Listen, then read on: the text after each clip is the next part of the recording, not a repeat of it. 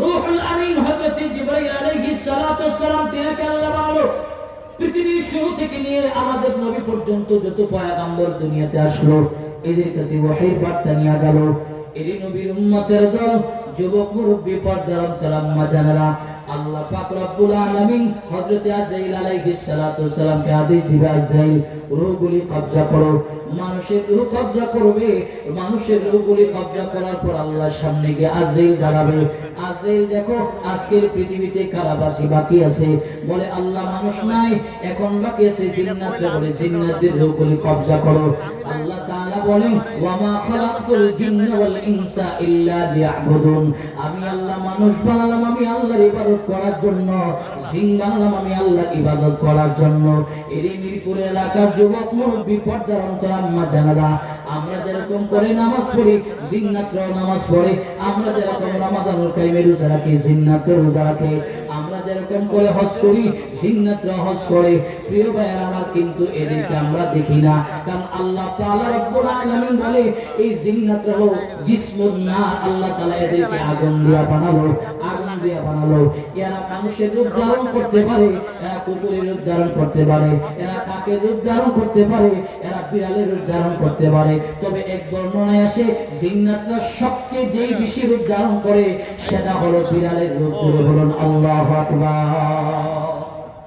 এই কারণে আমাদের একটা জিনিস এখানে বোঝার বিষয়, অনেক ক্ষেত্রে দেখা যায় আমাদের ঘরের পুরুষদেরকে যেরকম জিনে আসর করে এর চেয়ে বেশি নারীদেরকে আসর করে।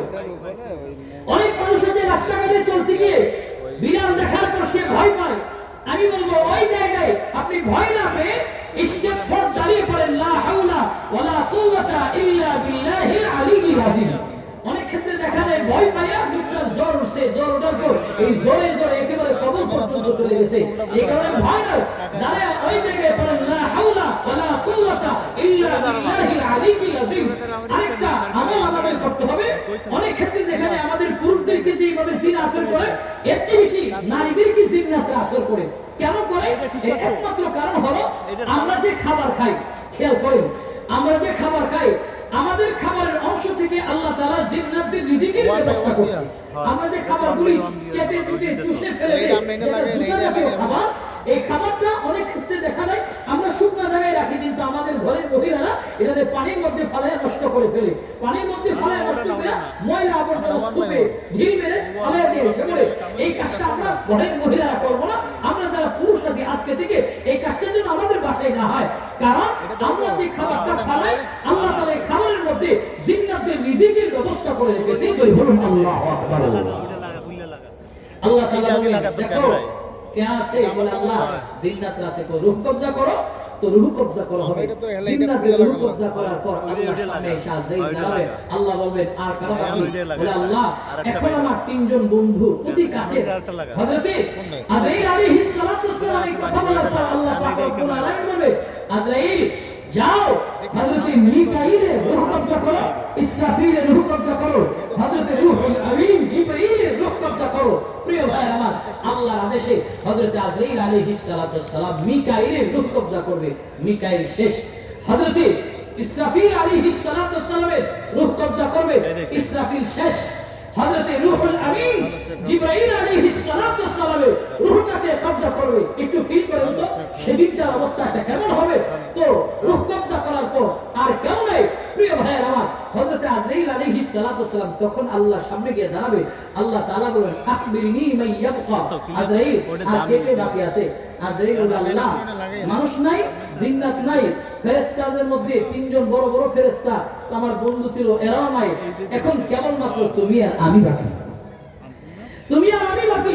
তখন আল্লাহ তাআলা বলবেন ফেরেশতা, আল্লাহ তাআলা তখন হযরত আজরাইল আলাইহিস সালাতু ওয়াস সালাম কে বলে আজরাইল আমি তো হাইয়ুন কাইয়ুম চিরঞ্জীব, আমার তো কোনো মরণ নাই, এখন আমি বাঁচবো তুমি মরবা। বলে এটা আল্লাহ কেমনে বলে? তুমি আবার তোমার রূহটা নিজ হাতে কবজা করো। জোরে বলুন আল্লাহু আকবার। হযরত আজরাইল বলবে আল্লাহ তাফসীরে বর্ণনা এটা কেমনে সম্ভব? কেমনে সম্ভব নিজের রূহটা নিজে বের করা? কত মানুষের রূহ বের করছি, খেয়াল করেন কত মানুষের মৃত্যু আমরা দেখছি। পাশে বসা সবাই একসাথে গুল করে বসা, এই গুল মিটিংয়ের ভিতর থেকে, এই আয়োজনের ভিতর থেকে মানুষের রূহটাকে আজরাইল কাইরা নিয়ে যায়। বাবার সামনে ছেলের নিয়ে যায়, ছেলের সামনে থেকে বাবাকে নিয়ে যায়, দাদার কাছ থেকে নাতির নিয়ে যায়, নাতির কাছ থেকে দাদাকে নিয়ে যায়। আল্লাহ তাআলার সামনে আজরাইল দাঁড়ায় বলে, আল্লাহ এটা কেমন করে সম্ভব, আমার রূহটা আমি কবজা করব? আল্লাহ তাআলা বলবেন, কেবলমাত্র আমি বাঁচবো এটাই সত্য। জায়গা নির্ধারণ করে দিবে জান্নাত আর জাহান্নামের মধ্যস্থলে গিয়ে দাঁড়াও, গিয়ে তোমার রূহটারে কবজা করো। তাফসীরের বর্ণনায় আসছে আজরাইল যে তার রূহটারে কবজা করবে এমন একটা চিৎকার দিবে, কারণ মানুষ তো নাই, মানুষ থাকলে তার চিৎকারটা শুনতে পেত। চিৎকারটা কেমন হবে যে আজরাইলের চিৎকারটা পৃথিবীর এক প্রান্ত থেকে আরেক প্রান্ত পর্যন্ত শোনা যাবে। জোরে বলুন আল্লাহু আকবার। এতটুকু চিৎকার দিবে। প্রিয় ভাইয়ের আমার, আজকের পৃথিবীতে মানুষ নাই, জিন্নাত নাই, ফেরেশতা নাই, বাকি কে? জোরে বলেন বাকি কে? আল্লাহ। আল্লাহ তাআলা রব্বুল আলামিন এখন হবে ফাইনাল লাইফ। এতক্ষণ তো কিয়ামতের আংশিক লাইফ শুনছেন, এবার আরম্ভ হবে ফাইনাল লাইফ। আল্লাহ পাক রব্বুল আলামিন কিয়ামতের ময়দানে দাঁড়াবে, দাঁড়ায় বলবে, কোথায় পৃথিবীর দাম্ভিকেরা, কোথায় পৃথিবীর ক্ষমতাওয়ালারা, যারা দুনিয়ার সামান্যতম ক্ষমতা পেয়ে ক্ষমতার অপব্যবহার করতা, কোথায় আজকে? কারণ পৃথিবীর ক্ষমতার মালিক আমরা নয়, ক্ষমতার মালিক কে? ক্ষমতার মালিক কে? আমরা কেবলমাত্র এই মুলকের রাখাল। আল্লাহ তাআলা বলেন, তাবারাকাল্লাযী বিয়াদিহিল মুলক ওয়া হুয়া আলা কুল্লি শাইইন কাদির। আল্লাহ তাআলা বলেন, এই মুলকের রাখাল আমরা, মুলকের রাখাল আমরা, মুলকের মালিক আল্লাহ। সামান্যতম রাখালি করার পর নির্দিষ্ট একটা সময় যখন আমার হায়াত পৌঁছে যাবে, আমার হায়াতের কোটায়, তো আমাকে কবরে চলে যেতে হবে, আজরাইল রূহ কবজা করে নিয়ে যাবে। অতএব পৃথিবীর কোন মানুষ তার ক্ষমতা দেখাতে পারে না, ক্ষমতার চাদর একমাত্র আল্লাহ, তিনি ক্ষমতা দেখাইতে পারে। আল্লাহ পাক রব্বুল আলামিন যুগে যুগে যুগে যুগে ইতিহাস প্রমাণ করে, যারাই জুলম ও সিতাম করে করে মানুষকে কষ্ট দিয়ে তো ক্ষমতা দেখাইতো, আল্লাহ পাক রব্বুল আলামিন এদের পরিণতি এমন ভাবে ঘটিয়েছে যেটা একেবারেই লজ্জাজনক। জুড়ে বলুন ঠিক কিনা? আল্লাহ তাআলা বলেন, আমি ক্ষমতার মালিক। সেদিন দাঁড়ায় বলে, আইনা শাজারা, কোথায় পৃথিবীর বড় বড় বৃক্ষরাজিগুলি, যেই বৃক্ষরাজিগুলি ঘিরে তালা বাবা, সালা বাবা, আরে বাবা, ওরে বাবা, কত বাবা, লালসা বাবা, কত বাবার আড্ডা হইতো। কোথায় আইনা শাজারা, পৃথিবীর বড় বড় বৃক্ষরাজিগুলি, কোথায় পৃথিবীর নদী নালাগুলি, কোথায় দাম্ভিকেরা, কোথায় অহমিকা কর্ণওয়ালারা? কে আছো আমার সামনে দাঁড়াও? কেউ নাই, কেউ নাই, কেউ সেদিন দাঁড়াবে না। প্রিয় ভাই আমার, আজকে আমরা বড় বড় বৃক্ষরাজিগুলিকে ঘিরে শিরকের আড্ডাখানা আমরা গড়ে তুলতেছি।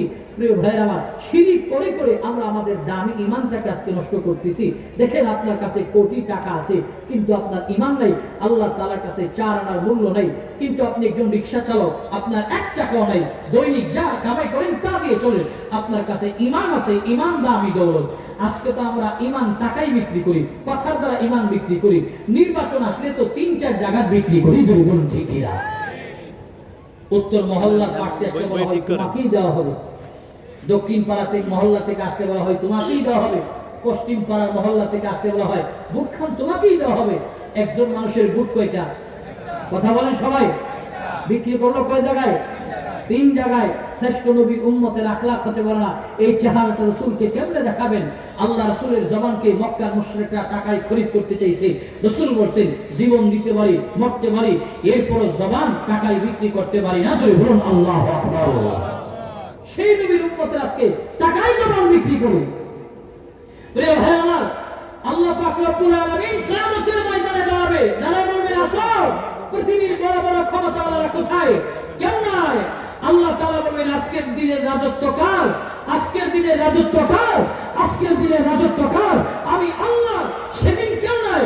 তখন আল্লাহ পাক রব্বুল আলামিন বিচার আদালত কায়েম করবে। বিচার আদালত কায়েম করতে গিয়া মানুষদেরকে ওঠানোর প্রয়োজন হবে। তবে কিয়ামতের ময়দানে সর্বপ্রথম যে মানুষটাকে ওঠাবেন তিনি হলেন হযরত ইসরাফিল আলাইহিস সালাতু ওয়াস সালাম। তিনাকে আল্লাহ তাআলা উঠায় তার দেহের ভিতরে প্রাণ দিবে। প্রিয় ভাইয়ের আমার, খেয়াল করেন, এখানে আমাদের নাস্তিক্যবাদ যারা লালন করে তারা বলে ময়রা গেলে পয়সা গইলে একেবারে কবর শেষ হয়ে যাবে, তো আল্লাহ তাআলা কবর থেকে উঠাবে কেমনে? আল্লাহ তাআলা বলেন, মিনহা খালাকনাকুম ওয়া ফিহা নুঈদুকুম ওয়া মিনহা নুখরিজুকুম তারাতান উখরা। আমি আল্লাহ মাটি থেকে বানাইছি, মাটিতেই সব, আবার এই মাটি থেকে তোমাদের উঠাবো। প্রিয় ভাইয়ের আমার, এই নাস্তিকবাদ যারা লালন করে তারা বলে মরে গেলে মানুষ পচে যাবে, মাটির সাথে মিশে যাবে, পোকা মাকড়ে খেয়ে ফেলবে, এদেরকে আবার উঠাই বিক্রি করবে। আল্লাহ তাআলার সেই ক্ষমতা আছে না নাই? বলুন সেই ক্ষমতা আছে না নাই? আল্লাহর ক্ষমতা আছে। প্রিয় ভাইরা আমার, আল্লাহ পাক রব্বুল আলামিন বলবে ইসরাফিল আলাইহিস সালাতু ওয়াস সালামের দেহের ভিতরে রূহ দেওয়া হবে। এই নবীর উম্মতের দল যুবক মুরব্বি পর্দার আম্মা জানেরা, হযরত ইসরাফিল আলাইহিস সালাতু ওয়াস সালামের দেহের ভিতরে রূহ দেওয়ার পর হযরত ইসরাফিলকে আল্লাহ বলবেন, ইসরাফিল সিংহে ফুৎকার দেয়া দাও। দুইটা দিয়েছিলেন, 3 নাম্বার ফুৎকার দেওয়া হবে। 3 নাম্বার ফুৎকার দেওয়ার পর সমস্ত মানুষ কিয়ামতের ময়দানে উঠবে। কিয়ামতের ময়দানে যিনি সর্বপ্রথম উঠবে তিনি হলেন সাইয়েদনা আদম আলাইহিস সালাতু ওয়াস সালামের সন্তান, যার মৃত্যু হয়েছিল একেবারে পৃথিবীর শুরুলগ্নে থেকে। এই নবীর উম্মতের দল খেয়াল করেন, হযরত সাইয়েদনা আদমের সন্তান হাবিল কিয়ামতের ময়দানে সর্বপ্রথম উঠবে। কিয়ামতের ময়দানে সর্বপ্রথম উঠে বলবে, এতক্ষণ তো আমি ঘুমিয়েছিলাম, কে আমার ঘুম ভাঙাইলো, কে ঘুম ভাঙালো? কিন্তু আমরা মাঝে মধ্যে গান গাই, আমার ঘুম ভাঙায় নিল রে মরার কোকিলে। এই যে মরার কোকিল কোনদিন ঘুম ভাঙাতে পারে না, ঘুম ভাঙানোর প্রয়োজন হয় জীবিত মানুষের। জোরে বলুন ঠিক কিনা? সেদিন কিয়ামতের ময়দানে জীবন্ত মানুষ ঘুম ভাঙাবে আমাদের। তো কিয়ামতের ময়দানে হাবিল উঠবে, বলে এতদিন তো আমি ঘুমিয়েছিলাম, কে ঘুম ভাঙালো? বলবে, দেখো আমি ঘুম ভাঙাইছি। একে একে সমস্ত মানুষ কিয়ামতের ময়দানে উঠবে। কিয়ামতের ময়দানটা কেমন হবে? এই যে আমরা সামিয়ানার নিচে বসা, নিচেও বিছানা আছে, উপরেও সামিয়ান আছে আরামের জন্য, এমন আরাম হবে না। সেদিনটার অবস্থা কেমন হবে? নিচের জমিন হবে তামা, সূর্যটা অর্ধহাত উপরে সিটিং হবে। তামার সঙ্গে কেন জমির তুলনা করা হলো? মুফাসসিরগণ বলেন লোহা সাথে তুলনা এই কারণেই করা হয়নি, লোহা একদিকে গরম দিলে অপর দিক গরম হয় না। লোহা একদিক গরম দিলে অপর দিক গরম হয় না, কিন্তু তামা একদিক আগুন লাগলে চুরো চারদিক গরম হয়ে যায়। এই কারণে তামার সঙ্গে তুলনা করা হলো। নিচের জমিন হবে তামার, আর সূর্যের অর্ধ হাত উপরে সেটিং হবে। সূর্যের তাপের কারণে মানুষের মগজগুলি ফুটন্ত ভাতের মাড়ের মতো টকবক টকবক করবে, কানের ছিদ্র দিয়ে বের হবে, নাকের ছিদ্র দিয়ে বের হবে, চোখ বেয়ে বেয়ে গাল বেয়ে বেয়ে পড়বে। সেদিনটার অবস্থা কেমন হবে? কিয়ামতের মাঠের বর্ণনা দিতে গিয়া আল্লাহ রাসূল যখন এই কথা বলেন, তখন আল্লাহ রাসূলকে আম্মা জান আয়েশা সিদ্দিকা বলেন, ইয়া রাসূলুল্লাহ, নবী হে, কিয়ামতের ময়দানে কি সবাই উলঙ্গ হয়ে উঠবে? সবাই কি উলঙ্গ পুলঙ্গ হয়ে উঠবে? বলে, হ্যাঁ আয়েশা, সবাই উলঙ্গ হয়ে উঠবে। নবী লজ্জা হবে না? আল্লাহ রাসূল বলেন, আয়েশা রে, সেদিন কেউ কারো দিকে তাকাবে না, কেউ কারো দিকে তাকাবে না, সবাই যার যার ইয়া রাসূল করবে। বাবার সামনে দিয়ে ছেলে যাবে, ছেলের সামনে দিয়ে বাবা যাবে, মেয়ের সামনে দিয়ে মা যাবে। বলবে না আমি তোমার সন্তান, মা নয়, আমি তোমার বাবা নয়, এইবার স্বীকার করে করে যাবে। সেদিন কেউ কাউকে চিনবে না। ইয়াউমা ইয়াফিদুল মারউ মিন আখি ওয়া উম্মিহি ওয়া আবি ওয়া সাহিবাতিহি ওয়া বানি। কিয়ামতের ময়দানে ভাই ভাইকে চিনবে না, মা বাবা মা সন্তানকে চিনবে না। এমন একটা অবস্থা হবে। সেদিনকার কথা চিন্তা করেন, সেদিন কেমনে আল্লাহর সামনে দাঁড়াবো যদি নেক আমল না নিয়ে যায়? কি উপায় হবে কিয়ামতের ময়দানে? নিজেকে নিজেকে প্রশ্ন করি। প্রিয় ভাইরা আমার, আল্লাহ পাক রব্বুল আলামিন বিচার আদালত কায়েম করার জন্য সকলকে কিয়ামতের ময়দানে উঠাবে। আল্লাহ পাক রব্বুল আলামিন সূরাতুল কারিয়ার পরের আয়াতে বলে, ফাম্মা মান সাকুলাত মাওয়াজিনু, মিজানের বহু বচন হলো মাওয়াজিন। আল্লাহ পাক রব্বুল আলামিন কিয়ামতের ময়দানে সকলের আমলনামা মাপজোক করার জন্য একটা পাল্লার ব্যবস্থা করবে। দুনিয়াতে আমরা যেরকম করে মালামাল মাপার জন্য পাল্লার ব্যবস্থা করি, দুনিয়ার পাল্লা হলো দাড়ি পাল্লা, একটা হলো মৃত্যু পাল্লা, আর একটা হলো দাড়ি পাল্লা। তো কিয়ামতের ময়দানে দাড়ি পাল্লায় আমাদের আমলনামাগুলি ওজন করা হবে না, কারণ দাড়ি পাল্লা দিয়ে যখন আমরা মালামাল ক্রয় বিক্রয় করি, যখন 1 কিলো মাল বিক্রি করি, 1 কিলো থেকে 10 গ্রাম 20 গ্রাম বেশি হইলে আমরা ক্রেতাকে দিয়ে দিই। কিন্তু স্বর্ণকার যারা স্বর্ণ মাপে, এরা একেবারে নীতি পাল্লায় এদের স্বর্ণকে ওজন করে, একেবারে কাটাই কাটাই, এক রুটি বেশিও দেয় না, এক রুটি কমও দেয় না। বেশি দিলে তার ব্যবসা গুল্লাই যাবে, আর কম দিলে যিনি ক্রেতা তিনি ঠকে যাবে। এই কারণে দেখবেন মিটার একেবারে পাল্লা কাটাই কাটাই তার স্বর্ণ ওজন দেওয়া হয়। ঠিক কিয়ামতের ময়দানে আমাদের আমলনামাগুলি আল্লাহ পাক রব্বুল আলামিন কাদায় কাদায় কাদায় কাদায় ওজন দেবে। জোরে বলুন আল্লাহু আকবার। ভাইয়ের আমার, মিজানের পাল্লা আল্লাহ তাআলা কায়েম করবে আমলনামা ওজন দেওয়ার জন্য। এর নবীর উম্মতের দল, যুবক, মুরব্বি, পর্দার আম্মা জানেরা, সেদিনকার অবস্থাটা কেমন হবে? কিছু মানুষ দৃষ্টান্ত অবস্থায় তাদের জিহ্বাটা প্রচন্ড তাপের কারণে নাভি পর্যন্ত বেরিয়ে যাবে, আর আল্লাহকে বলবে, আল্লাহ তাড়াতাড়ি তাড়াতাড়ি তাড়াতাড়ি বিচার আদালত শেষ করো। আর দাঁড়িয়ে দাঁড়িয়ে থাকতে পারবো আল্লাহ রব্বুল আলামিন সেদিন বিচার আদালত কায়েম করবে। আল্লাহ পাক রব্বুল আলামিন সূরাতুল জিলজালের ভিতরে বলেন, ফামাইয়ামাল মিসকালা যাররাতিন খায়রান ইয়ারা।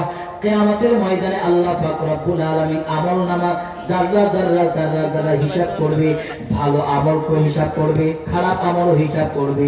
ভালো আমল যারা কাকে বলা হয়? যারা বলা হয় একটা বালুকে 70টা টুকরা করলে যেরকম করে ছোট ছোট ছোট ছোট ময়লা আবর্জনার মতন হবে, এটাকে যারা বলা হয়।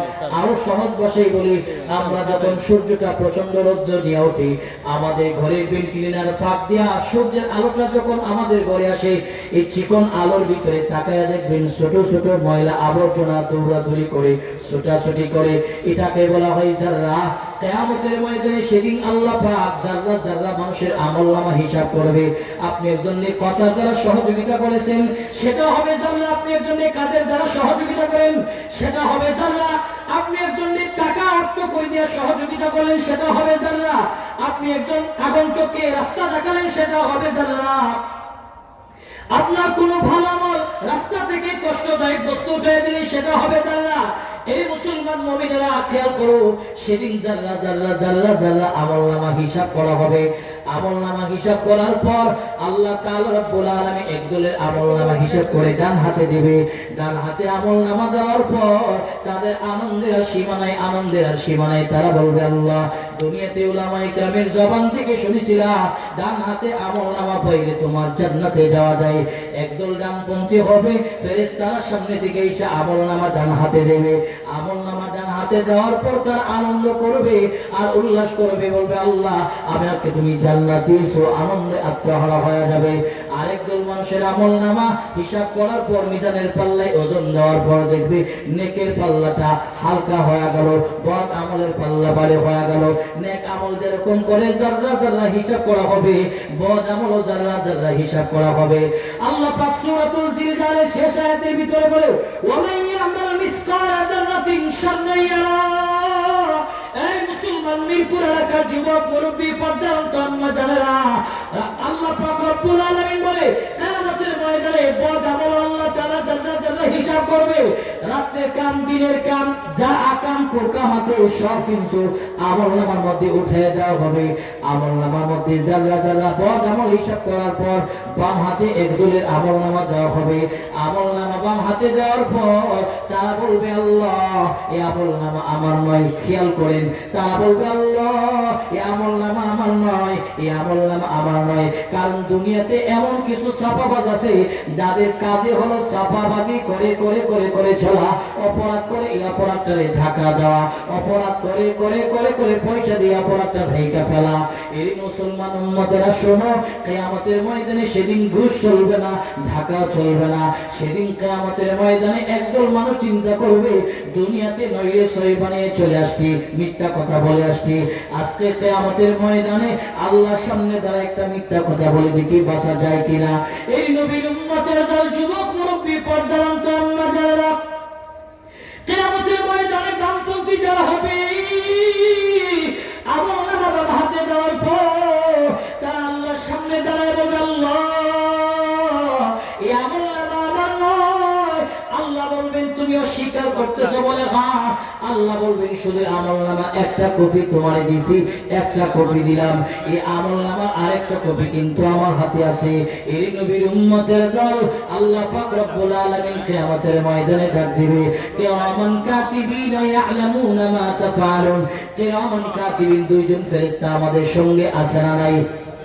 দুজন ফেরেশতাকে ডাক দিবে, একটা আমলনামা বদ আমলের প্রুফ তার হাতে দেবে, আরেকটা কপি কিয়ামতের ময়দানে কিরামান কাতিবিনের কাছ থেকে নেওয়া হবে।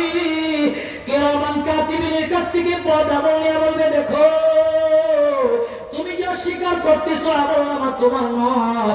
দ্বিতীয় আরেকটা কপি বের করে দিলাম, এই আমলনামার দিকে তাকে দেখবে সব লেখা আছে। রাত্রে কি করছি, দিনে কি করছি, আলোতে কি করছি, অন্ধকারে কি করলাম, দরজা বন্ধ করে কি করলাম, রাত্রে অন্ধকারে কি করলাম, চিপার গুল্লির ভিতরে কি করলাম, সব লেখা। বলবে আল্লাহ, তখন অস্বীকার করবে আমার নয়, আমার নয়, আমার নয়, মিথ্যা বলবে, মিথ্যা বলবে। আল্লাহ বলবে কেবল দুইটা দলিল দিলাম, আরো দলিল চাও আমার কাছে আছে। এই নবীর উম্মতের দল খেয়াল করো, যুবক মুরব্বী পর্দান্ত আম্মা জানেরা, আল্লাহ তাআলা জবানকে আদেশ দিয়ে বলে জবান বন্ধ হয়ে দাও, দুই ঠোঁট বন্ধ হয়ে যাবে। আল্লাহ বলবেন গোলাম উপরের দিকে তাকাও, উপরের দিকে তাকানো হবে।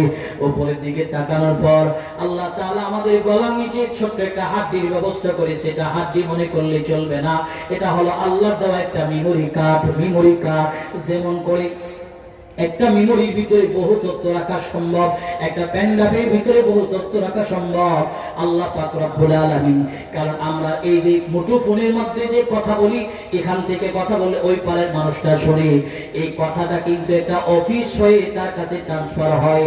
আমাদের কল রিকোয়েস্ট, আমাদেরকে বলছি, কথা বলছি, সব কিন্তু যে মুঠোফোন আবিষ্কার করেছে গভর্নমেন্টের কাছে কিন্তু রয়েছে। এই নবীর উম্মতের দল খেয়াল করেন, আল্লাহ পাক রব্বুল আলামিন আমাদের কেমন একটা মেমোরি সেটিং করলেন।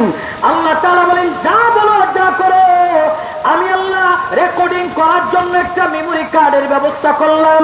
এই নবীর উম্মতের দল, এই মেমোরিটা হলো আমাদের গলার যে রকেট আছে, যেটা আমরা হাড্ডি মনে করি, হাড্ডি নয়।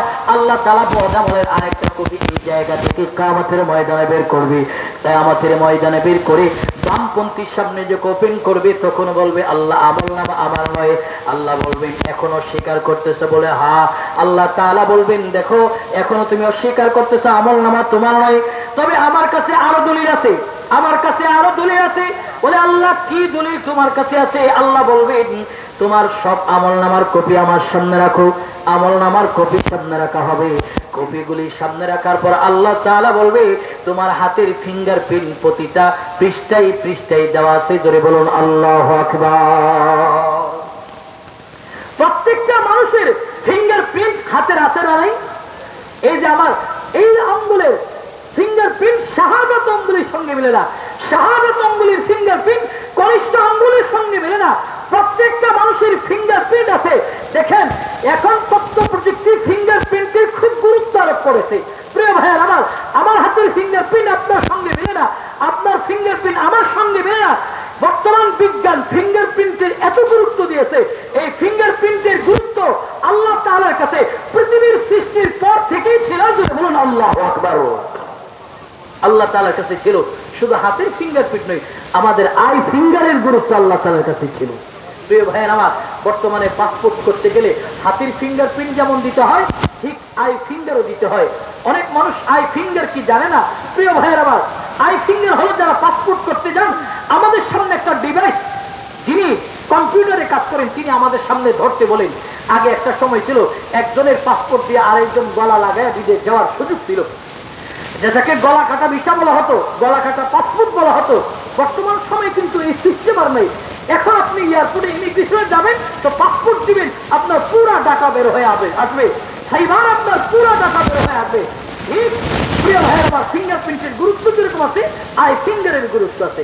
আই ফিঙ্গার হলো চকের ফিঙ্গার। দেখেন আল্লাহ তাআলা এই যে আমাদের চক দিতে, খেয়াল করেন, চকটার হেফাজতের জন্য আল্লাহ তাআলা একটা কুদরতি শাটার দিতে।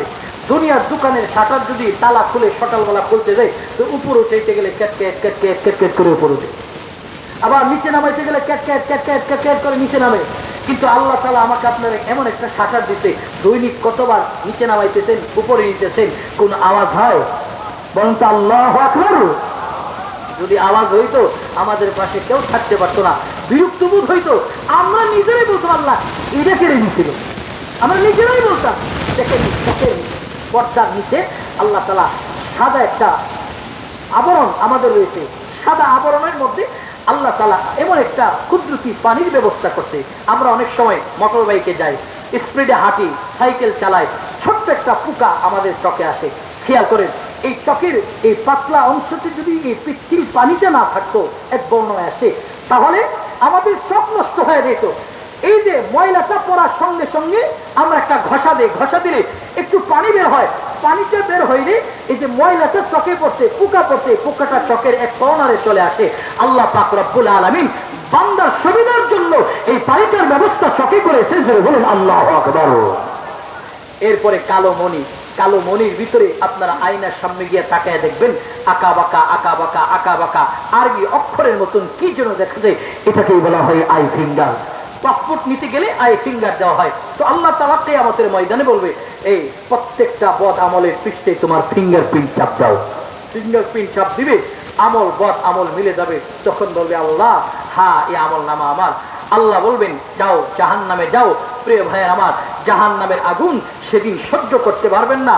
কিয়ামতের ময়দানে যখন হিসাব কিতাব শেষ, ডানপন্থী যারা হবে তারা জান্নাতি, আর বামপন্থী যারা হবে জাহান্নামী।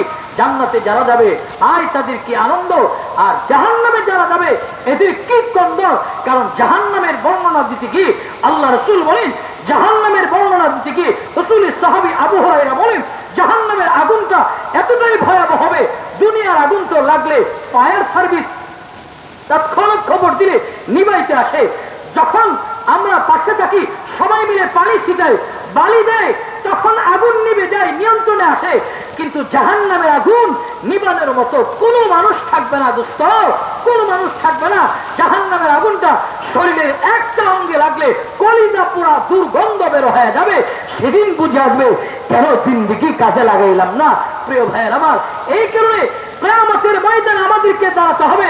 আর কিয়ামতের ময়দানে সর্বপ্রথম দ্বারা যে হিসাবটা দিতে হবে, রাসূল বলেন আউয়ালু মা ইউহাসাবু বিহিল আবদ ইয়াউমাল কিয়ামাতিস সালাহ।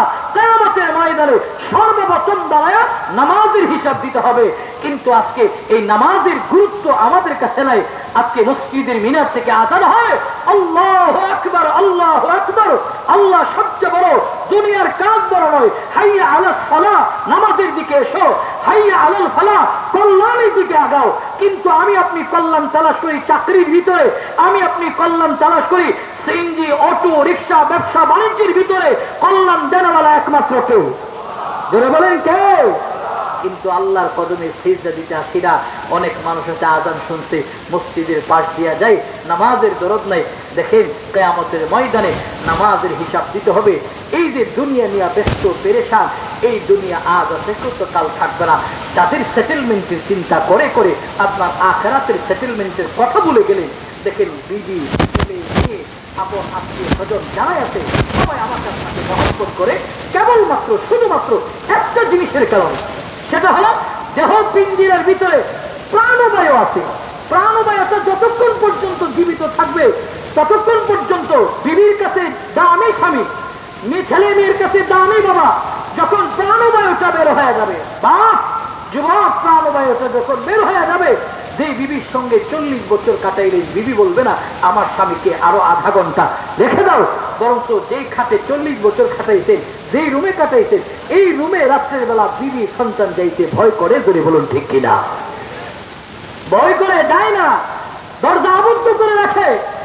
মৃত্যু যখন চলে আসে, আপন আত্মীয় স্বজন ঈশা কয়েক মিনিটের ভিতরে আমাদেরকে পৃথিবীর বাড়ি থেকে বিদায় করার জন্য প্রস্তুতি আরম্ভ করে। এই নবীর উম্মতের দল, যুবক মুরব্বী, পর্দার আম্মা জানারা, মনকে বোঝাও হে মন, যখন আমার রূপটা বের হয়ে যাবে, যে বিবির সঙ্গে 50 বছর কাটাইলাম, যারা সেটেলমেন্টের চিন্তা করে করে আমার আখিরাতের কথা বলে গেলাম, বিবিও বলবে না রেখে দাও, সন্তান বলবে না রেখে দাও। আপন আত্মীয় স্বজন আসার পর জানাজার একটা নির্দিষ্ট টাইম সিলেক্ট করা হবে, মসজিদে ইলান হবে।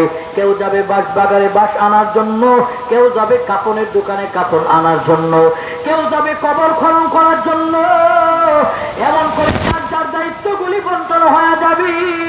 কেউ যাবে চুলায় আগুন ধরিয়ে দেওয়ার জন্য, কেউ গরম করে ডেক্সি রেডি করবে। এমন করে করে করে করে সবাই যার যার দায়িত্ব বুঝে আমাকে আপনাকে কাফনে মোড়াবে। কাফনে মোড়ানোর পর আমাকে আপনাকে দুনিয়া থেকে বিদায় করবে। কেউ আপন নয়, কেউ আপন নয়। যাদের আখিরাতের সেটেলমেন্টের চিন্তা আমাকে করতে হবে, এদের দুনিয়া সেটেলমেন্টের চিন্তা করলাম, এরা আমার আপন নয়, আমার আপন আপনার একমাত্র নেক আমল। আমার আপন হবে আমার আখিরাত, আমার আপন হবে আমার নেক আমল। নেক আমল যারা নিয়ে যাবে দুনিয়া থেকে আখিরাতের সেটেলমেন্টের চিন্তা করে, রাহমাতাল লিল আলামিন বলে তারা হলো দুনিয়া থেকে সবচেয়ে ভালো বুদ্ধিমান। যারা আখিরাতের চিন্তা করে তারা হলো বুদ্ধিমান। আর বোকা হলো তারা দুনিয়ার সবকিছু বুঝলো, সব বুঝলো, কিন্তু নিজের আখিরাতে গোছাইলো না, সে হলো সবচেয়ে বড় বোকা। এরই নবীর উম্মতের দল। এই কারণে রাহমাতাল লিল আলামিন বলে, এই যে তোমরা উত্তম মানুষ বনো, উত্তম মানুষ বনো, উত্তম মানুষ বনো, উত্তম মানুষ বনে বনে বনে বনে দুনিয়া থেকে যাও, হায়াতের জিন্দেগির সময়টারে কাজে লাগাও। রাহমাতাল লিল আলামিন আবার বললেন, শুনো, পাঁচটা জিনিস তোমাদের কাছে আসার আগে আগে পাঁচটা জিনিসকে তোমরা গনিমত হিসেবে মেনে নাও। এক নম্বর হলো নবী বলে, ক্বালান নাবিয়্যু সাল্লাল্লাহু আলাইহি ওয়া আলিহি ওয়াসাল্লাম, ইগতানিম খামসান ক্বাবলা খামসিন, শাবাবাকা ক্বাবলা হারামিক, ওয়া সিহাতাকা ক্বাবলা সুকুমিক, ওয়া গিনাকা ক্বাবলা ফাকরিক, ওয়া ফারাগাকা ক্বাবলা শুগলিক, ওয়া হায়াতাকা ক্বাবলা মাউতিক। এই নবীর উম্মতের দল, নবী আমার এক নম্বরে বলে, তোমরা শাবাবাকা ক্বাবলা হারামিক, বার্ধক্য চলে আসার আগে আগে নওজোয়ান তোমার যৌবনের কদর করো। আজকে আমার আপনার কাছে যৌবনের কদর নাই, যৌবনের কদর নাই। আজকে আমি মনে করলাম আমি নওজোয়ান, আমার যৌবন বোধহয় চিরকাল থাকবে বলে না। বাবার চেহারার দিকে তাকাও, বাবার দাড়িটা কালো ছিল, আমার মতন যুবক ছিল, দাড়ি পাকন ধরেছে, চুল পাকন ধরেছে, দাঁত কয়েকটা পড়ে গেছে। অতএব আমিও এদের মতন করে চলতে হবে, এদের মতোই করে হাঁটতে হবে, এদের মতোই আমাকে হতে হবে। যারা আজকে সবল ছিল আর যাদের একটা ধমকের কারণে শত শত শত শত মানুষ ভয় পেয়ে যেত, আজকে মানুষটা দুর্বল হয়ে গেল। যেই মানুষটা দাঁড়িয়ে দাঁড়িয়ে দাঁড়িয়ে দাঁড়িয়ে আল্লাহর কদমে সিজদা দিতে পারতো, এই মানুষটা এখন বসে বসে নামাজ পড়তে হয়, দুর্বল হয়ে গেল। এই কারণে নবী আমার বলে, নওজোয়ান তোমার যৌবন থাকা অবস্থায় এর কদরদানি করো, কিন্তু আমার কদরদানি নাই। যৌবনের হাত বড় সবল, ভালো কাজে হাত ব্যবহার করো। যৌবনের জবান বড় সবল, এই যৌবনের জবান দিয়ে জিকরুল্লাহ, আল্লাহর জিকির বেশি করো। এই জবান দ্বারা তিলাওয়াতে কোরআন সবচেয়ে বেশি করো। যৌবনের চোখ বড় সবল, এই চোখ দিয়া দেখে দেখে দেখে দেখে আল্লাহর কালাম তোমরা তিলাওয়াত করো। কিন্তু আমার আপনার কাছে এই যৌবনের মূল্য নাই, হারিয়ে গেলে কান্না করলে লাভ হবে না রে যুবক। এই যৌবন একদিন চলে যাবে, মনে করতেছো যৌবন আমি ধরে রাখতে পারবো, ধরে রাখতে পারবো না, না, ধরে রাখা সম্ভব নয়। তুমি যৌবন ধরে রাখলা 40 বছর পর্যন্ত, কিন্তু 40-এর পরে গিয়ে এই যৌবন আর আমার আপনার কাছে থাকে না, যৌবনের শক্তি আমার আপনার কাছে থাকে না। একে একে একে একে দুর্বল হওয়া লাগে। এই দুর্বল হয়ে যাব, এই জিনিসটার কথা চিন্তা করো। জওয়ানির কদর করো, জওয়ানির কদর করো। বার্ধক্য আসার আগে আগে নবী আমার বলেন, 2 নাম্বার হলো অসুস্থতা চলে আসার আগে আগে সুস্থতার কদর জানি করো। বহু মানুষ অসুস্থ হয়ে বিছানার বেডে শুয়ে কান্না করতেছে, আল্লাহ সুস্থতা দাও। হসপিটালে শুয়ে কান্না করে সুস্থতা দাও। এমনও মানুষ আছে খায়, খাবারটা মুখ থেকে বের হয়ে যায়, আল্লাহ আমাকে আপনাকে সুস্থতার নিয়ামত দিয়েছে, কয়বার শুকরিয়া আদায় করলেন? অথচ শুকরিয়া নাই। সুস্থতার শুকর আদায় করো, আল্লাহ তাআলার কাছে শুকর আদায় করো। শুকরিয়া আদায় করলে আল্লাহ পাক রব্বুল আলামিন হায়াতের মাঝে বারাকা দেবে। রাহমাতাল লিল আলামিন আমার 3 নম্বর বলেন, এই টাকাওয়ালা ভাই, সম্পদওয়ালা ভাই, সম্পদ থাকা অবস্থায় এর কদরদারি করো। সম্পদ হারায় গেলে কান্না করলে লাভ হবে না, কারণ আল্লাহ তাআলার সেই ক্ষমতা আছে 10 তলার মানুষটাকে নিচতলায় নামানো, নিচতলার মানুষটাকে 10 তলা নামাতে, সেই ক্ষমতা আমার আল্লাহর আছে। অতএব টাকাওয়ালা ভাই, টাকা আছে বিদায় ক্ষমতা দেখায় না, পাওয়ার দেখায় না, মানুষের উপরে চড়াও হয়ে আক্রমণ করিও না। কারণ এমন জীবন তুমি গঠন করো, তোমার টাকা আছে তাই থেকে হয়েছে, জীবনটা দামি উত্তম জীবন গঠন করো। কবি বলেন, এমন জীবন করো হে গঠন, মরণে হাসিবে তুমি কাঁদিবে ভুবন। এমন জীবন করিও না গঠন, মরণে কাঁদিবে তুমি হাসিবে ভুবন। আজকের পৃথিবীতে কিছু মানুষ যখন দুনিয়া থেকে বিদায় হয়, তার জন্য তামাম পৃথিবীর মানুষ কান্না করে, দেশের মানুষ কান্না করে, প্রতিটা জায়গায় জায়গায় জায়গায় জায়গায় তার জন্য কল্যাণের দোয়া হয়।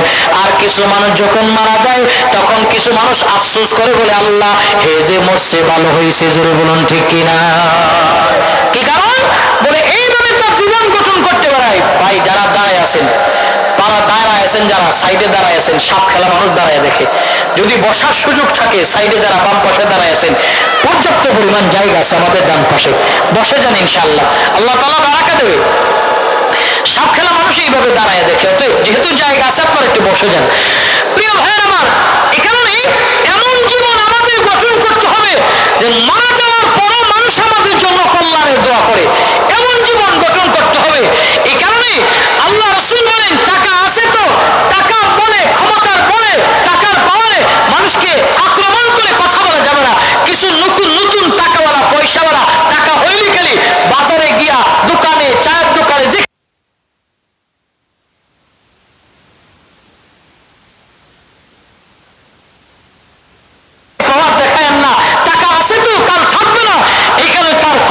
করা চায়, মূল্যায়ন করা চায়।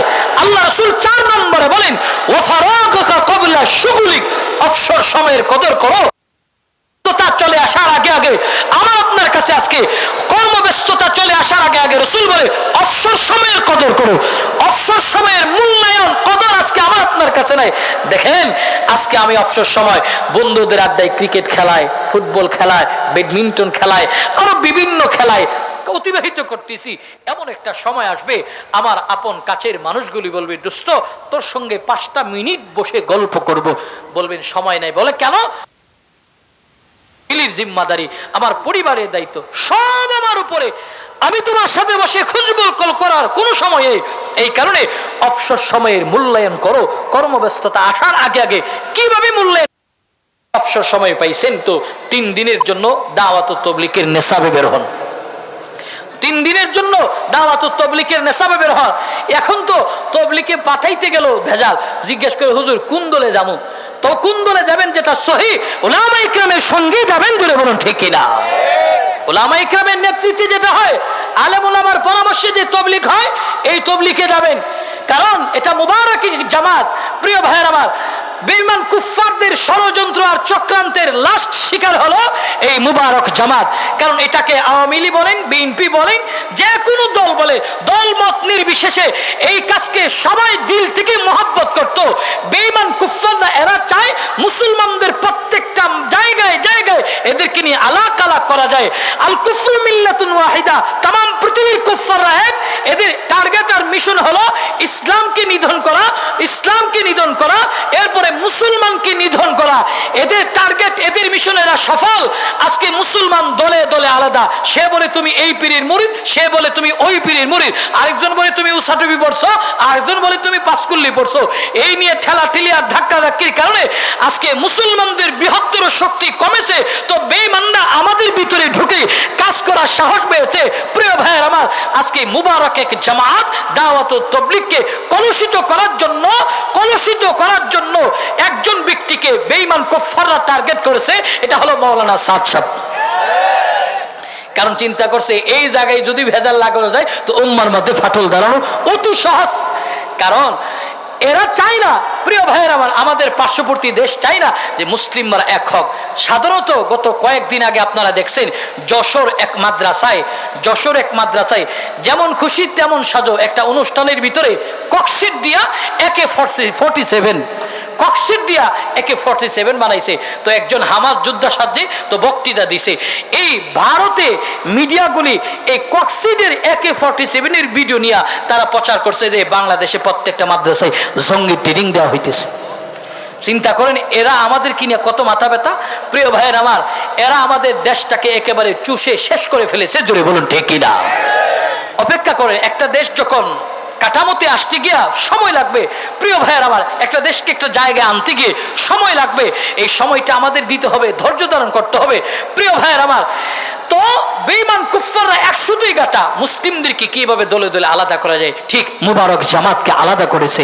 এই কারণে দাওয়াত ও তাবলীগের নিসবতে যাবেন, 24 ঘন্টা হক তো উলামা ইকরামের দাওয়াতের যে নিসবত আছে উলামা ইকরামের সঙ্গে যাবেন। 3 দিনের নেশাবে বের হবে, সময় পাইলে 1 চিল্লা, সময় পাইলে 3 চিল্লা। প্রিয় ভাইয়ের আমার, কারণ এটা এমন একটা কাজ, এই কাজের দ্বারা আমার অবসর যে সময়টা আছে এর দ্বারা আমি কিছু অর্জন করতে পারবো। আমি নামাজের দোয়া, মাসনুন দোয়াগুলি জানি না, তো শিকার একটা ব্যবস্থা হলো, সুন্নত আমলগুলি জানি না, তো শিকার ব্যবস্থা হলো। প্রিয় ভাইয়ের আমার, অনেক মানুষ আছে বাবা মারা যাবে, লাশটা নিয়ে যে জানাজার দোয়া পড়বে, দোয়াটাও জানে না, মিয়া দোয়াটা পর্যন্ত জানে না। না। বাবার লাশ সামনে নিছে তো সামনে নিয়ে বুবার মতন দাঁড়িয়ে রয়েছে, বুবার মতন দাঁড়িয়েছে, মাসনুন দোয়াগুলিও জানা। এই কারণে অবসর সময় পেয়েছেন, মসজিদের ইমামের কাছে যান, মুয়াজ্জিন সাহেব হুজুরের কাছে, হুজুর আমার অন্তত 5টা সূরা শিখিয়ে দেন, আমার সূরাতুল ফাতিহাটা শুদ্ধ হই না কেন দেখেন, হুজুর আমার বাপ মারা গেলে জানাজার নামাজ পড়তে হবে, দোয়াটি শিখিয়ে দেন। এই যে অবসর সময়গুলি কাজে লাগাতে হবে। আল্লাহ রাসূল বলেন ও ফারাগাকা ক্বাবলা শুগলিক, অবসর সময় তোমার কাছে গনিমত, এটা চলে কর্মব্যস্ততা আসার আগে আগে কদরদানি করো। আল্লাহ রাসূল 5 নম্বরে বলেন ও হায়াতাকা ক্বাবলা মাউতিক, হায়াত তুমি কদর করো, মৃত্যু তোমার দরজায় আসার আগে আগে। এর নবীর উম্মতের দল, যুবক মুরব্বী পর্দার অন্তরাম্মা জানেরা, মৃত্যু প্রতিটি মানুষের দরজায় আসবে, আজ হোক কাল হোক, মৃত্যু চলে আসবে, মরতে হবে। মরার আগে আগে আমাদের হায়াতকে কদর করতে হবে, হায়াতের কদর করতে হবে। আজকে হায়াতের কদর নাই, হায়াতের সময়টা হেলাই হেলাই রঙ্গ তামাশাই কাটাইলাম। যুবক মুরব্বী বাবা ভালো করে শোনো, হায়াতের সময়টা তুমি রঙ্গ তামাশাই কাটাও, এটাও হায়াত ফুরিয়ে যাবে, ইবাদতে কাটাও, হায়াত ফুরিয়ে যাবে। কবি বলেন দুনিয়ার প্রতিটি মানুষের কদম যাচ্ছে কবরের দিকে। আমি আমার বাসা থেকে বের হয়ে কর্মস্থলে গেলাম, কবরের দিকে আগাইলাম। আমি আমার চাকরিতে গেলাম, কবরের দিকে আগাইলাম। আমি আমার ব্যবসা বাণিজ্য দেখভাল করার জন্য গেলাম, কবরের দিকে আগাইলাম। আমি আমার বাসা থেকে বের হয়ে আল্লাহর ঘর মসজিদ পর্যন্ত আসলাম, কবরের দিকে আগাইলাম। কবরের দিকে আগাইতেছি, কিন্তু পৃথিবীর সব মানুষের অবস্থা হলো দুনিয়ার দিকে তাকায় আছে, ঘাড় গড়িয়ে গড়িয়ে দুনিয়া নিয়ে চিন্তা। দুনিয়া নয়, আমার হায়াত যে ফুরিয়ে যাইতেছে, হায়াতের চিন্তা করেন। মৃত্যু চলে আসবে, মরণ আসার আগে আগে হায়াতের মূল্যায়ন করা চাই, হায়াতের মূল্যায়ন করা চাই। এই কারণে হায়াতের মূল্যায়ন কিভাবে হবে জানো? হায়াতের মূল্যায়ন হবে আল্লাহর কদমে সিজদা দিয়ে দিয়ে দিয়ে দিয়ে হায়াতের মূল্যায়ন করো। এর নবীর উম্মতের দল, যুবক আজান হয় মসজিদে ঢুকো, আজান হয় মসজিদে ঢুকো, আল্লাহু আকবার, আল্লাহু আকবার। আল্লাহ সবচেয়ে বড়, দুনিয়ার কাজ বড় নয়। এরে ব্যবসায়ী ভাই ব্যবসা বড় নয়, চাকরিজীবী ভাই চাকরি বড় নয়, সিএনজি চালক ভাই সিএনজি চালানো বড় নয়, অটো চালক ভাই অটো চালানো বড় নয়, আল্লাহর কদমে সিজদা দেওয়া বড়। আজকে আমাকে যদি কোনো মসজিদের ইমাম হাতে ধরে চলেন নামাজে চলেন, মুয়াজ্জিন সাহেব যদি হাতে ধরে চলেন নামাজে চলেন, আমরা বাহানা তালাশ করে করে করে করে করে পাশ কেটে চলিয়া যাই। কিন্তু ময়দানে মাহশারে আল্লাহর আদালতে দাঁড়ায় যে নামাজের হিসাব দিবেন, ওই ময়দানে কিন্তু পাশ কেটে যাওয়ার কোনো সুযোগ নাই। আজকে তো একজন আমারে ধরলে বলি প্যান্ট নাপাক, কাপড়গুলি নাপাক হয়ে আছে, এই নাপাকের বাহানা দিয়ে দিয়ে দিয়ে দিয়ে কয়দিন চলবেন? হায়াতের সময় কিন্তু চলে যাইতেছে, শেষ হয়ে যাবে। এই কারণে যৌবন বয়সটারে আল্লাহর কাজে কাজে লাগাইতে হবে, নামাজে আসতে হবে। আজকে আমরা যতই ব্যস্ততা দেখাই, ব্যস্ত ব্যস্ত ব্যস্ত ব্যস্ত, দুনিয়ার সব ব্যস্ততা একদিন শেষ হয়ে যাবে। যেদিন মালাকুল মউত আজরাইল আইসা আমার রোটারে কবজা করে নিয়ে যাবে, সেদিন ব্যস্ততা শেষ হয়ে যাবে। খবর নিয়ে দেখো, শত ব্যস্ততা হাজার ব্যস্ততা থাকার পরও তারা দামি দামি দামি দামি গুণের মালিক ছিলেন। এরই নবীর উম্মতের দল। ওই যে ভারত বাংলাদেশ পাকিস্তান মিলে যখন ভারত উপমহাদেশ তদানীন্তন সময়ের রাষ্ট্রপ্রধান শামসুদ্দিন আলতামাশ রহমাতুল্লাহ আলাইহি, ওনার পীর হলো খাজা কুতুবউদ্দিন বখতিয়ার কাকি রহমাতুল্লাহ আলাইহি। নিশ্চয়ই যিনি এত বড় রাষ্ট্রপ্রধান, তিনার পীর ছোট কোনো পীর নয়, বড় মাপের পীর খাজা কুতুবউদ্দিন বখতিয়ার কাকি রহমাতুল্লাহ আলাইহি দুনিয়া থেকে বিদায় হওয়ার আগে ওনার খাঁচের মানুষদেরকে বললেন, শোনো, আমি যেদিন দুনিয়া থেকে বিদায় হব, আমার বিদায়ের পর যে মানুষটা আমার জানাজাত নামাজ পড়াবে, তার মধ্যে দামি দামি গুণ লাগবে। এর মধ্যে 1 নম্বর গুণ লাগবে, যার জিন্দেগিতে তাকবীরুল ছোটে নাই। এরই নবীর উম্মতের দল, যুবক মুরব্বী পর্দার অন্তরাম্মা জানারা 1 নম্বর দামি গুণের কথা বললেন। আজকে আমার আপনার অবস্থা হলো, নামাজে তো আসি না, তাকবীরুল আর গুরুত্ব নাই, কিন্তু আমাদের আকাবির আসলা বুজুর্গ উলামায়ে কিরাম, এদের খবর নিয়ে দেখো তাকবীরুল তো কত গুরুত্ব ছিলেন। দারুল উলুম দেওবন্দ মাদ্রাসার মুহাদ্দিস আল্লামা ইয়াকুব নানতুবি রহমাতুল্লাহ আলাইহি, তিনি একদিন আসরের সালাত পড়ে তো মাগরিবের আগে সফরে বের হইছে, সফর করে করে করে করে যখন যাচ্ছে, এমন সময় মাগরিবের সালাতের আযান হলো। মসজিদে ঢুইকা মুআনাকা মুসাফা করে করে একটু দেরি হয়ে গেল, তাকবীরুল্লাহ পাই নাই, নামাজে গিয়া দাঁড়াইছে।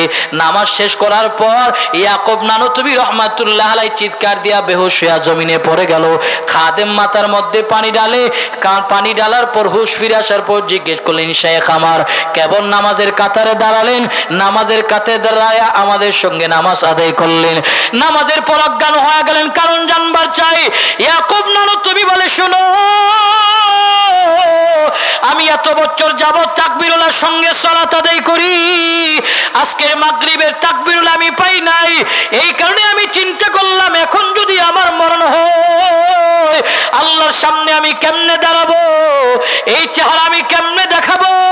আমার অন্তরে জাহান্নামের আযাবের ভয়, আল্লাহর আযাবের ভয় ঢুকছে। এই কারণে আমি চিন্তা করে করে করে করে চিৎকার দিয়ে অজ্ঞান হয়ে গেলাম।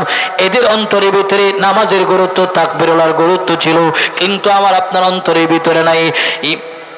বখতিয়ার কাকি রহমাতুল্লাহ আলাইহি বললেন, আমি যেদিন মারা যাব 1 নম্বর গুণ লাগবে জানাজার ইমাম যিনি হবেন তাকবীরুল্লাহ লাগবে। 2 নম্বর গুণ হলো যার জিন্দেগিতে কোনোদিন তাহাজ্জুদের নামাজ কায়দা হয় নাই। 3 নম্বর গুণ লাগবে যে ব্যক্তি আসরের আগের 4 রাকাত সুন্নাত ছাড়া নাই। 4 নম্বর গুণ লাগবে বালেগ হওয়ার পরে পরনারী দিকে কোনোদিন চোখ তুলে তাকায় নাই। 4টা দামি গুণওয়ালা মানুষ যদি ময়দানে পাও, তাকে আমার জানাজার নামাজের ইমাম বানাইবা। এই নবীর উম্মতের দল, যুবক মুরব্বী, পর্দার অন্তরাম্মা জানেনা, ওই বখতিয়ার কাকি রহমাতুল্লাহ আলাইহি দুনিয়া থেকে বিদায় হয়ে গেল। কাকি রহমাতুল্লাহ আলাইহি দুনিয়া থেকে বিদায় হওয়ার পর যার নামে এখনো পর্যন্ত দিল্লি কুতুব মিনার দাঁড়ায় আছে, এই নবীর উম্মতের দল বখতিয়ার কাকি রহমাতুল্লাহ আলাইহি দুনিয়া থেকে বিদায় হওয়ার পর জানাজার লাশটা যখন ময়দানে নিয়ে আসা হলো, তৎকালীন সময়ের মুফতি, মুহাদ্দিস, ইমাম খুতাবানে আইজাম সব সামনের কাতারে দাঁড়ালো। আমাকে নি বলে জানাজা পড়ার জন্য আমাকে নিয়ে আদেশ দেই। সবাই সামনে দাঁড়াইছে। খাদেম লাশের পাশে দাঁড়ায় বলে, শোনো, আমার শেখ মারা যাওয়ার আগে বলেছে যিনি তার জানাজার ইমাম হবে তার মধ্যে 4টা বিশেষ যোগ্যতা লাগবে, গুণ লাগবে। 1 নম্বর হলো যার জিন্দেগিতে কোনোদিন তাকবীরুল্লাহ ছুট নাই। 2 নম্বর হলো তাহাজ্জুদ কায়দা হয় নাই। 3 নম্বর হলো আসরের আগার 4 রাকাত সুন্নাত ছাড়া নাই। 4 নম্বর হলো বালেগ হওয়ার পরে পরনারী দিকে কোনোদিন চোখ তুলে তাকায় নাই। আসো ময়দানে 4 গুণওয়ালা মানুষ, তোমরা শেখের জানাজার নামাজ পড়াইতে পারো। এই কথা বলার পর তৎকালীন সময়ের মুফতি, মুহাদ্দিস, শাইখুল হাদিস খুতাবানে আইজাম নিজেদের অতীত মোতালা করে করে করে করে পিছনের দিকে যাইতেছে, পিছনের দিকে যাইতেছে। সবাই তাকায় আছে, কে দামি গুণওয়ালা? এই নবীর উম্মতের দল, যুবক মুরব্বী, পর্দার অন্তরাম্মা জানেনা, মজলিসের সব মানুষ তাকায় আছে। সামনের কাতার থেকে একজন মানুষ সামনে কদম বাড়ালো। কদম যিনি বাড়িয়েছেন তিনি হলেন তৎকালীন সময়ের রাষ্ট্রপ্রধান শামসুদ্দিন আলতামাশ রহমাতুল্লাহ আলাইহি। সামনের কাতারে গেছে। সামনের কাতারে গিয়া বখতিয়ার কাকি রহমাতুল্লাহ আলাইহির মুখ থেকে কাফন সরালো। কাফন সরাইয়া কপালে চুমু খেয়ে খেয়ে বললেন, খাজা, আপনি পৃথিবী থেকে বিদায় হয়ে গেলেন। পৃথিবী থেকে চলে যাওয়ার পর আমার যে গোপন 4টা আমল ছিল, 4 আমলকে প্রকাশ করে গেলেন। না জানি আমলের ফখর, আমলের রিয়া, অহমিকা আমার মধ্যে চলে আসে। এই কথা বলিয়া তিনি সামনে দাঁড়ায় বলেন, শোনো, শায়েখ যে শর্তগুলি দিয়েছে 4টা শর্ত আমার মধ্যে বিদ্যমান। আমি 4 গুণওয়ালা। খেয়াল করেন, রাষ্ট্রপ্রধান হওয়ার পরেও দামি দামি দামি দামি 4টা দামি গুণের মালিক, অথচ আমার আপনার ব্যস্ততা তাদের মতো নয়, কিন্তু আমরা নিজেদেরকে ব্যস্ত করে রাখলাম। কয়দিন ব্যস্ত রাখবেন? কয়দিন ব্যস্ত রাখবেন? একদিন সব ব্যস্ততা শেষ হয়ে যাবে। অতএব সেদিনটার কথা চিন্তা করেন, মরতে হবে, কিয়ামতের ময়দানে দাঁড়াতে হবে, আল্লাহর আদালতের সামনে দাঁড়ায়া নামাজের হিসাব দিতে হবে। অতএব নামাজ পড়ে পড়ে পড়ে পড়ে পড়ে পড়ে নিজেদেরকে উত্তম রূপে গ্রহণ করতে হবে। নিজেদেরকে উত্তম রূপে যদি গ্রহণ করতে পারি, আল্লাহ তাআলার কাছে দামি বনা যাবে। কারণ আল্লাহ পাক রব্বুল আলামিন মৃত্যু যেরকম সৃষ্টি করেছে, হায়াত আল্লাহ তাআলা সৃষ্টি করেছে। মরতে হবে, এটা সত্য। আল্লাহ তাআলা বলে, আল্লাযী খালাকাল মাউতা ওয়াল হায়াতা লিয়াবলুয়াকুম আইয়ুকুম আহসানু আমালা। আল্লাহ তাআলা বলেন, আমি মৃত্যু সৃষ্টি করেছি, জীবন সৃষ্টি করেছি কেবলমাত্র শুধুমাত্র তোমাদেরকে পরীক্ষা করার জন্য কে তোমাদের মধ্যে উত্তম। উত্তম কারা জানো? যারা নিজেদের আখিরাতের সেটেলমেন্টের চিন্তা করে, তারাই হলো আল্লাহ তাআলার কাছে উত্তম। আল্লাহ বলেন, এদের জন্য আমার জান্নাত। জোরে বলুন সুবহানাল্লাহ। আল্লাহর জান্নাত তাদের জন্য যারা উত্তম মানুষ। তো উত্তম মানুষ হবেন কি করে? তো উত্তম মানুষ হইতে গেলে সংসবে উলামায়ে কেরামের কাছে আসতে হবে।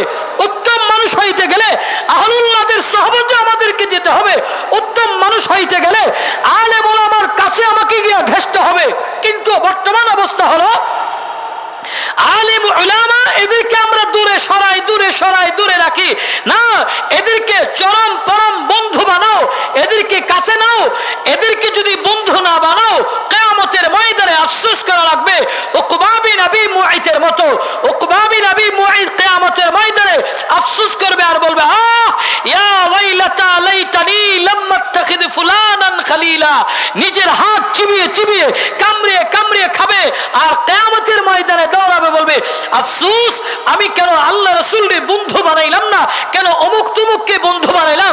ঠিক আমরা যদি উত্তম মানুষ বনতে চাই, উত্তম হিসেবে আমরা নিজেদেরকে গঠন করতে চাই, তাহলে উলামায়ে কেরামের সহবতে যেতে হবে, আহলুল্লাহদের সহবতে যেতে হবে, নিজেদেরকে পরিবর্তন করতে হবে।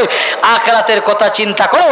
দেখেন আজকে আমি আপনি চলতেছি, ফিরতেছি, খাইতেছি, ঘুরতেছি, একদিন কিন্তু চলে যেতে হবে। সেদিনটার কথা স্মরণ করে চলে যে যাব, কি নিয়ে আল্লাহর আদালতে দাঁড়াবো, কি নিয়ে দাঁড়াবো? আজকে তো আমরা গুনার ময়লা নিয়ে কবরে যাইতেছি, গুনার ময়লা নিয়ে কবরে যাইতেছি। গুনার ময়লা নিয়ে কবরে গেলে কবরে কেমন ইস্তেকবাল হবে? নেক আমল নিয়ে গেলে কবরে কেমন ইস্তেকবাল হবে?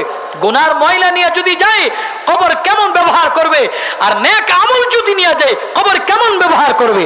হাদিস শুনে সম্মানিত শুধু এই যে আল্লাহ রসুল বলে যে নেক আমল যারা নিয়ে যাবে কবরে যাওয়ার পর তিনটা প্রশ্ন করবে, তিনটা প্রশ্নের জবাব সঠিকভাবে দেওয়ার পর আল্লাহ তাআলা বলবেন, এই আল্লাহ তাআলা বলবে ফেরেশতারা সে নেক আমল নিয়ে আসছে, তিনটা প্রশ্ন সঠিক দিছে, তার সঙ্গে ভালো ব্যবহার করো। আল্লাহ রসুল বলেন ব্যবহারটা কেমন হবে, ইস্তেকবাল কেমন হবে? আফরিশুহু মিনাল জান্নাহ, আফরিশুহু মিনাল জান্নাহ। আল্লাহ রাসূল বলেন, আল্লাহ তাআলা বলেন ফেরেশতারা তার কবরের মধ্যে জান্নাতের বিছানা বিছায়া দাও, জোরে বলুন সুবহানাল্লাহ। এরপরে বলা হবে ওয়ালবিসুহু মিনাল জান্নাহ, ফেরেশতারা তার গায়ের মধ্যে আপনজনা কাফন ঝরাইছে, কাফন খুলে তার গায়ের মধ্যে জান্নাতি পোশাক জড়ায় দাও, জোরে বলুন আল্লাহু আকবার। হুজুর চলে আসতেছে, একটা তাকবীর লাগাই, নারে তাকবীর, ইমানের আওয়াজে দেন মিয়া, নারে তাকবীর। রফিকুল্লাহ আফসারী সাহেব হুজুরের আগমন, নারে তাকবীর। হুজুর চলে আসতেছে। প্রিয় ভাইয়ের আমার আলোচনা ইতি টানবো, শুনেন, এদিকে তাকান, হুজুর আসবে, এদিকে তার মুতাওয়াজ্জিহান ইলা জিহাতিল ইস্তিস, এদিকে তাকান, হুজুর আসতেছি। 2 নম্বর হলো আপনজনের যে কাফন পরেছে কাফন খুলে জান্নাতি পোশাক জড়ানো হবে। 3 নম্বর হলো ওয়াফতাহু বাবান ইলাল জান্নাহ, ওয়াফতাহু বাবান ইলাল জান্নাহ। তো আল্লাহ রাসূল বলবেন যে জান্নাতের দরজা সমূহ ওপেন করে দাও, জোরে বলুন সুবহানাল্লাহ। অতএব কিয়ামতের কথা স্মরণ করেন, হাসরের ময়দানের কথা স্মরণ করেন। তো এই কথা স্মরণ রেখে আমরা আমাদের জিন্দেগিকে গঠন করতে হবে, বাস জিন্দেগিকে গঠন করতে হবে। আমরা কোরআন এবং সুন্নাহর সমন্বয়ে আমরা আমাদের জিন্দেগি গঠন করতে রাজি আছি না নাই? কারা কারা তো হাত তোলেন তো, আবার একটা তাকবীর দেন, নারে তাকবীর। ইমানের আওয়াজে বলেন নারে তাকবীর। মুফতি রফিকুল্লাহ হুজুরের আগমন, শুভেচ্ছার স্বাগতম, আফসারী হুজুরের আগমন, শুভেচ্ছার স্বাগতম। নারে তাকবীর, আল্লাহু আকবার, নারে তাকবীর। আল্লাহু আকবার। আল কোরআনের আলো ঘরে ঘরে চালু, আল হাদিসের আলো, ঘরে ঘরে চালু, নারে তাকবীর। আল্লাহু আকবার। ভাই জাপানি আগায়ে তো তাইম্মুম খতম, হযরত চলে আসছে। আজকের আয়োজন যাদের উদ্যোগে হয়েছে আল্লাহ তাআলা এই চাকরিজীবী ভাইদের চাকরিতে বরকত দেখ, সকলে বলুন আমিন। আলী আওলাদ ব্যবসা বাণিজ্য এই এরিয়ার ভিতরে যারাই আছে আল্লাহ তাআলা সকলকে নেক হায়াত দান করুক। অনেক বছর এই মাহফিলটা হয় না, আজকে এই বছর শুরু করেছে। আল্লাহ তাআলা কিয়ামত পর্যন্ত এটাকে দায়েম এবং কায়েম রাখুক, সকলে বলুন আমিন। আল্লাহ তাআলা আফসারী হুজুরের হায়াতে বরকত দেখ, সকলে বলুন আমিন। যা কথা বলছি অগোছানো কথা, এলোমেলো কথা, সব কথা লিল্লাহি আল্লাহর জন্য বলেছি। আমার কথার দ্বারা কে কষ্ট পেতে থাকলে মাফ চাই, দোয়া চাই। আল্লাহ পাক ফাইসালা করছে, 8টি কথা হয়েছে। আল্লাহ তাআলা আমাদেরকে জান্নাত এইভাবে একত্রিত হয়ে বসার তৌফিক দান করুক, সকলে বলুন আমিন। ওয়া আখিরু দাওয়ানা আলহামদুলিল্লাহি রাব্বিল আলামিন।